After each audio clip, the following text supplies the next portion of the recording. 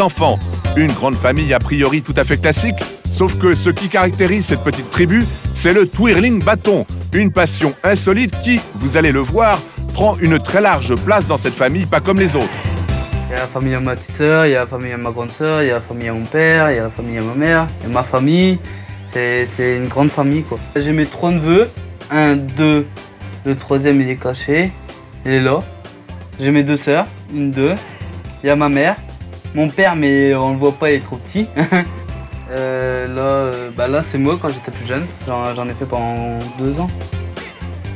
J'ai jamais eu un moment dans ma vie où je faisais pas majorette. Je m'en rappelle pas. J'ai toujours été dans un club, j'ai toujours fait ma passion comme je le souhaitais.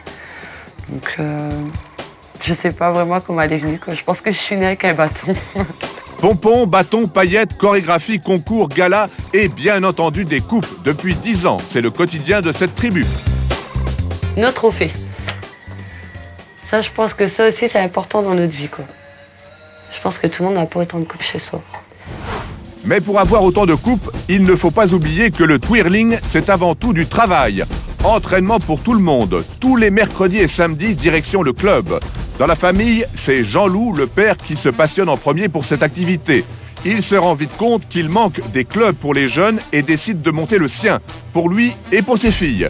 C'est donc tout naturellement que la famille est mise à contribution. Audrey et Aurélie sont les entraîneuses du club à un vrai plein temps.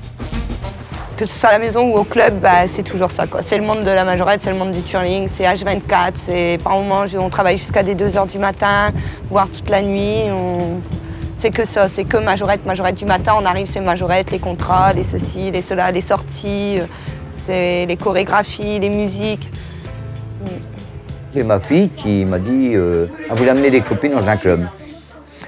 Et puis ce club-là, elle les a refusés parce que c'était, en ce temps-là, il fallait avoir assez d'argent pour pouvoir y entrer.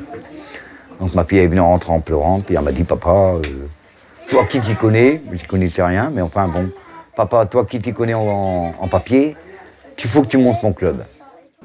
Et Jean-Loup ne fait pas les choses à moitié. Quand il s'investit, c'est entièrement. Alors il crée un club de twirling à Amiens et rassemble une 60aine de filles et garçons afin de leur enseigner la danse du bâton. Olivier est champion de France de twirling bâton en 93. Je disais donc qu'ils n'avaient pas trop le choix, vu que c'est déjà le chef de famille. Et apparemment, comme dans la coutume, on écoute tous le chef de famille. Donc je pense qu'il a 2 filles assez âgées maintenant. Ils sont à peu près du même âge. Et oui, quoi, je veux dire, tout le monde suit et pourquoi pas, quoi. Je veux dire, tant mieux, ça marche. Il n'y a pas de raison que ça marche pas, quoi.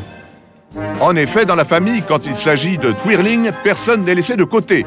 Brigitte, la maman, met aussi la main à la pâte, même si c'est un peu forcé. Le plus difficile à gérer, c'est d'entendre tous les jours parler de majorette. Eh ouais.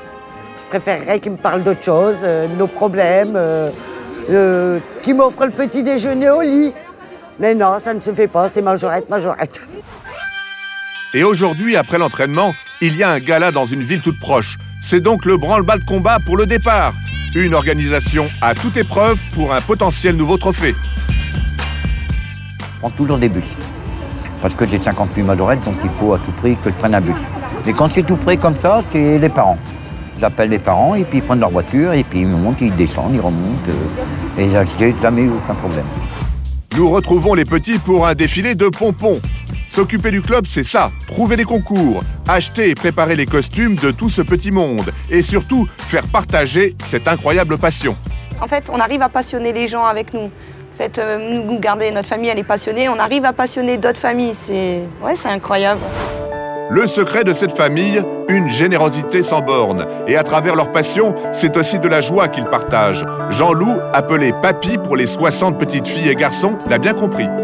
Ma fierté, c'est quand je vois que j'arrive à amener des petites filles ou même des grandes filles qui n'ont rien.